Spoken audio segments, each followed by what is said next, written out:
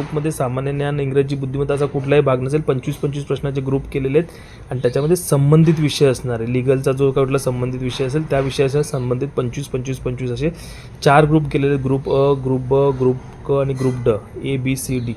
30 मिनटं मिळतील 25-25 प्रश्नाला. परत तुम्हाला इथे मागे वळता येणार नाही. 100 प्रश्नांसाठी 120 मिनटं मिळतील.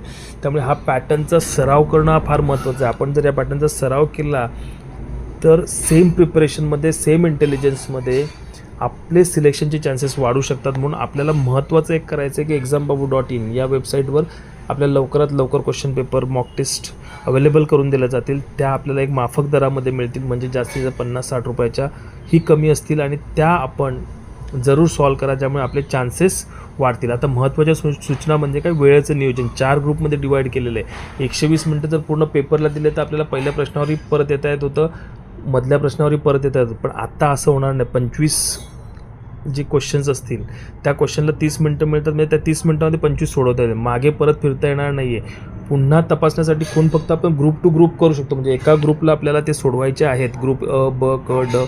तर त्यामध्ये तुम्हाला तेवढ्याच वेळेमध्ये ते करायचं आहे. पुढे गेल्यानंतर करता येणार नाही. ऑटोमॅटिक ग्रुप A, B आणि C, D असं ते पुढे जात राहणार आहे. त्याच्यामुळे आपल्याला मागे वळण्याची संधीही नाही आहे. म्हणून त्या वेळेमध्ये ग्रुप A मधील किंवा ग्रुप B मधील किंवा ग्रुप C मधील किंवा ग्रुप D मधील प्रश्न सोडवताना काळजी घ्या आणि तेव्हाच आठवण्याचा प्रयत्न करा. नंतर आठवून त्याचा फायदा होणार नाही. आणि हे कधी होऊ शकतं, जेव्हा आपण सराव परीक्षा अटेम्प्ट केलेल्या असतील. मॉक टेस्टसाठी जरूर exambabu.in ला व्हिजिट करा आणि आपले सिलेक्शनचे चान्सेस वाढवा. सराव हा वेळबद्ध विभाग पद्धतीने मॉक टेस्ट द्या, जेणेकरून त्या दबावाची, जो प्रेशर असतो आपल्याला एक शॉर्ट टाईममध्ये आपल्याला एक ग्रुप करायचा असतो, तो आपला प्रेशर हे ऑटोमॅटिक कमी होईल आपण मॉक टेस्ट सॉल्व केल्यानंतर. ही पद्धत समजून घ्यायची आपल्याला. विभागानुसार आपल्याला रणनीती करायची आहे, शांत राहायचं आहे, आपल्याला लक्ष केंद्रित करायचं आहे, आपल्याला परीक्षेमध्ये सिलेक्ट व्हायचं आहे. आणि ह्या गोष्टी आपल्याला परीक्षेला नाही करायच्या आहेत.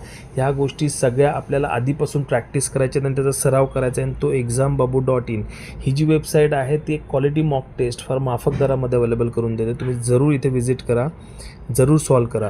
तुमच्या परीक्षेसाठी तुम्हाला शुभेच्छा.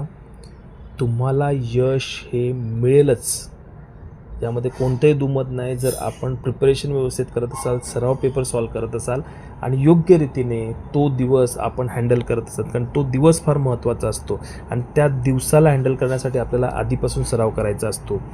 चॅनलला लाईक करा, शेअर करा आणि सबस्क्राईब करा. आणि महत्त्वाचा आपल्या यशामधलं टप्पा हा असू शकतो की आपण जरूर मॉक टेस्ट सॉल्व करा आणि त्या exambabu.in या वेबसाईटवर उपलब्ध करून दिलेल्या आहेत. धन्यवाद.